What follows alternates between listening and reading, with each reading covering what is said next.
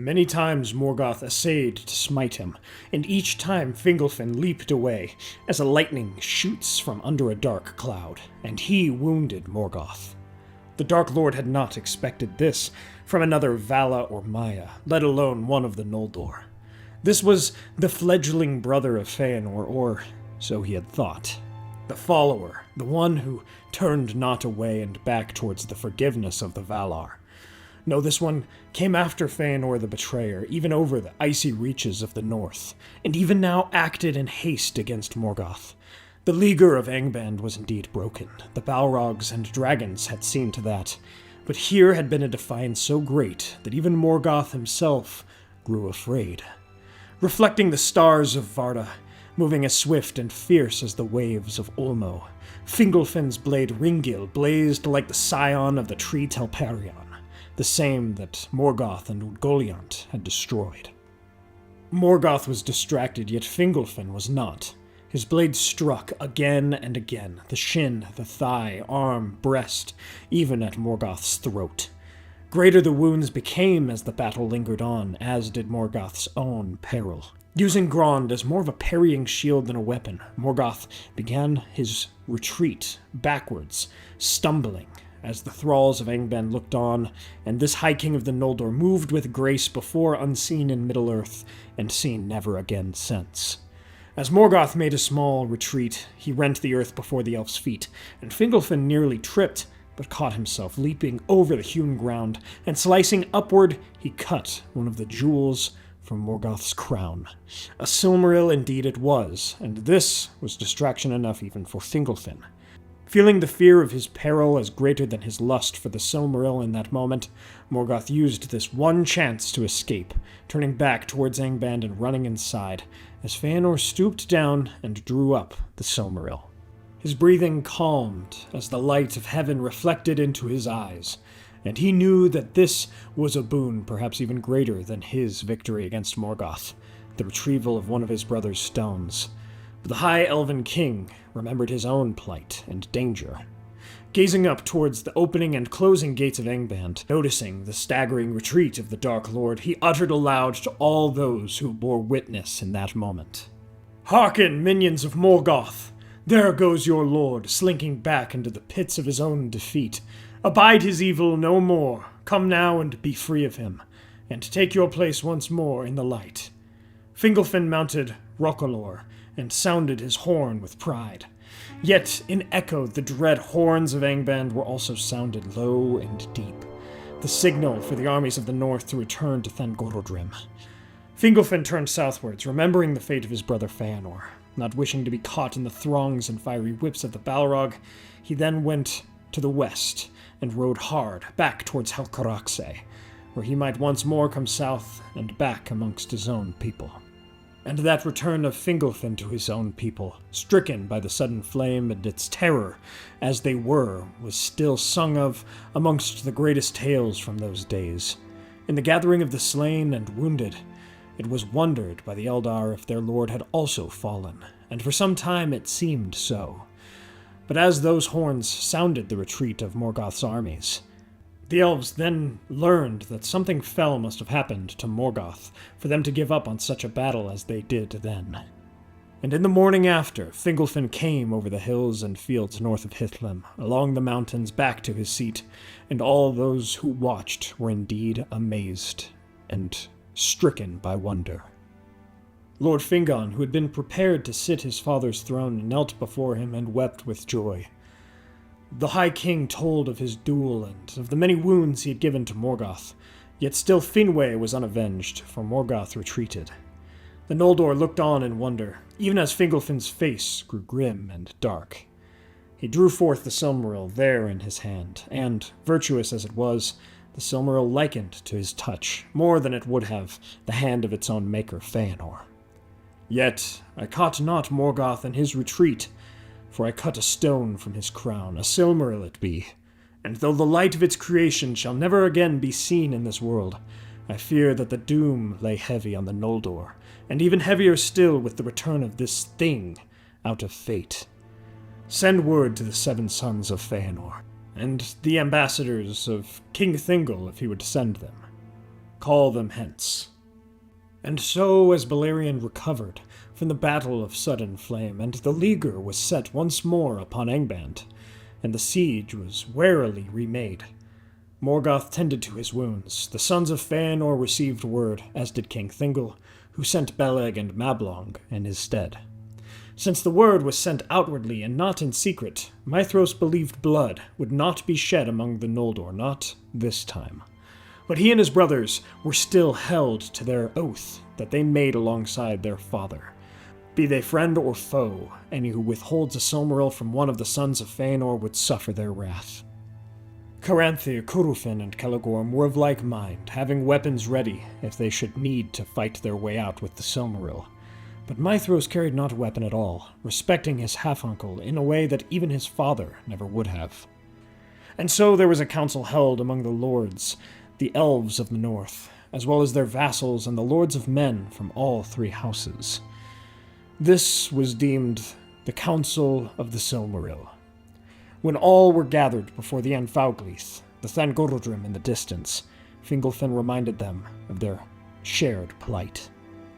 Greater than we thought were the armies of the Black Foe, and mightier in strength was he in combat than some may have guessed. Still mightier are the Noldor and their allies, however. For in single combat I bested the Dark Lord, as my brother had always hoped to do.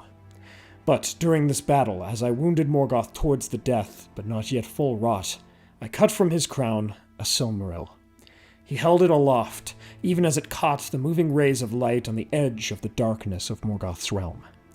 In our company this day are those who swore an oath to receive this, and I would not hold it from them, at the least to keep the Noldor true to one another. Even so, there are those that represent elves slain in kinslaying at Alcolande, and they speak for the Teleri. As to not incur more war between the firstborn, I shall give back the Silmaril to the sons of my brother, and see at least part of their oath fulfilled. Yet I would ask that they yet swear another oath upon it, that they should hold true to their word in the retaking of the Silmarils, but to slay another elf who is not in the service of Morgoth would be as terrible as the breaking of the oath itself may be. If that oath might be taken, even though it may clash with the words of the first, then I will return the Silmaril to the house of Feanor, for I would also not wish to see war with the Sindar. The sons of Feanor, save Maethros, were filled with fury, and some made ready to draw their weapons, but the eldest brother stayed them. I hear your words, fair and just king, but we have promised on the name of the One that we shall slay any who keeps or withholds a Silmaril ere day's ending. Fingolfin replied, "Then I shall ensure none hide or withhold a Silmaril from you. As High King you have my word, that you shall not need to take blood, not from any kin or friend. By right, by the creation of your father's hands, these Silmarils belong to the house of Feanor, and it shall be so, but you shall never threaten our kin ever again."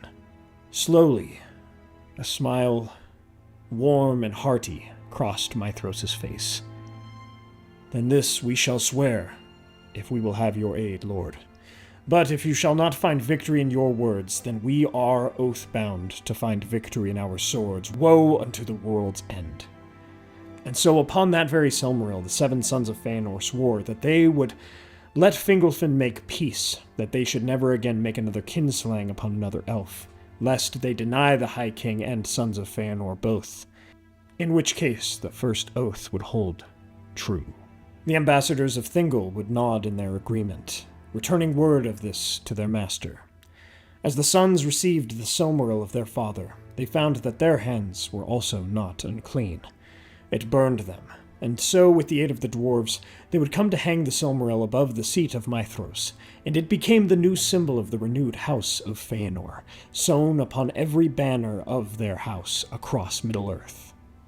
While King Thingol's interests were not fully given or relayed at the council, he found some peace in the knowledge that what happened at Alcolande would never happen again, not under the leadership of High King Fingolfin.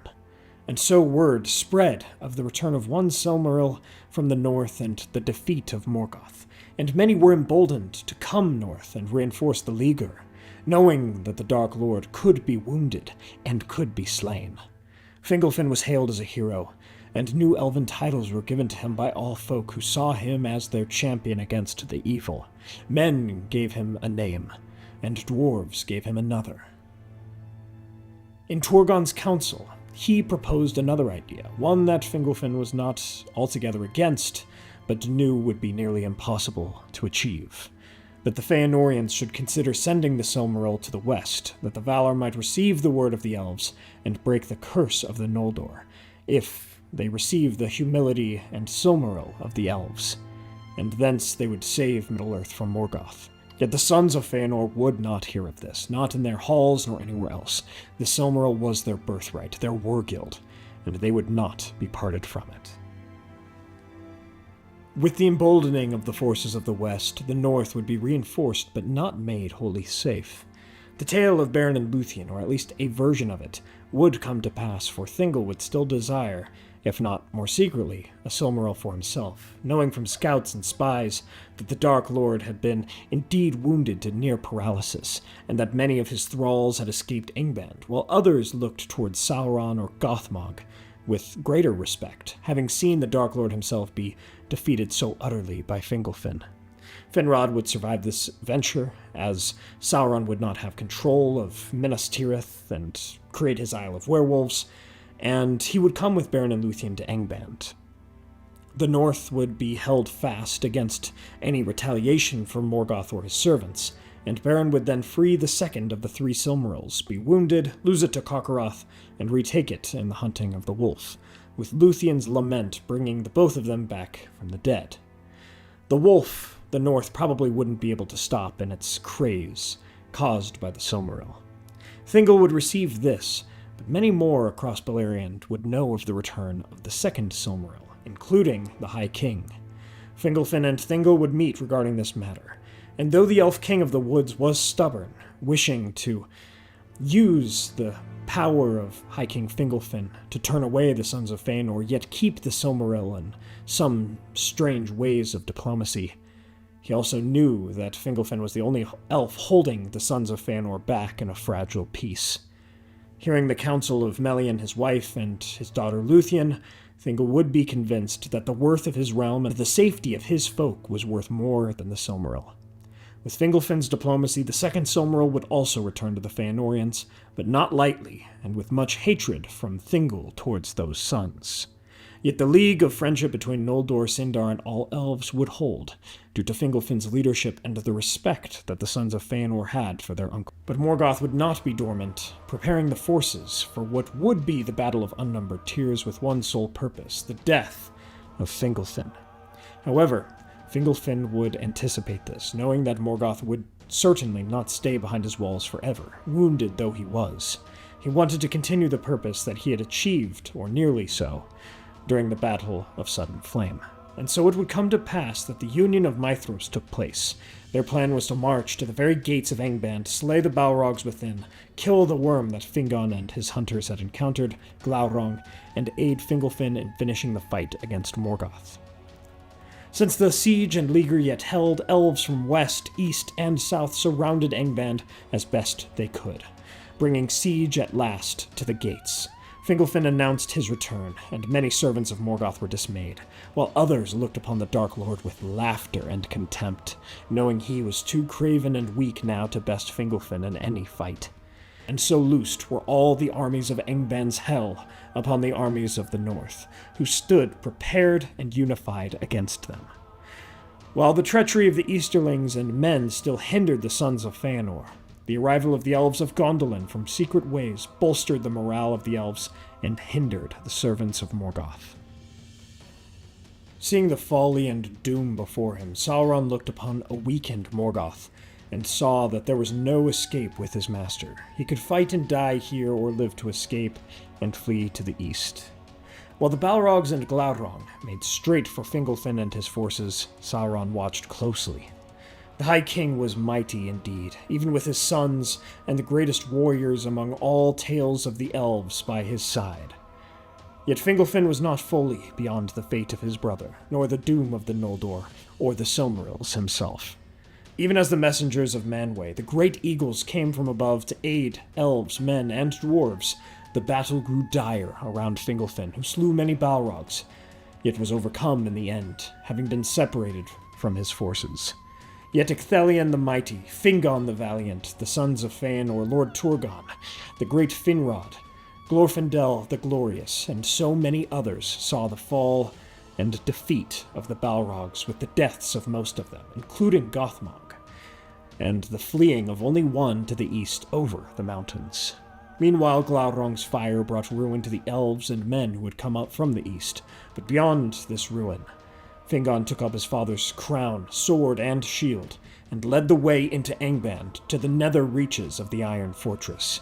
There they found Sauron fleeing in the form of a vampire, having taken the crown of Morgoth and its Silmaril for himself, and the Dark Lord was left alone, still too wounded from his duel with Fingon and ordeal with Sauron to flee. He could not escape this time. The Elven lords held council there, even as Glaurung was slain with the cost of many lives outside. In the end, the friendship of Maithros and Fingon, and their shared grief over the death of such a great king, brought wrath upon the head of Morgoth.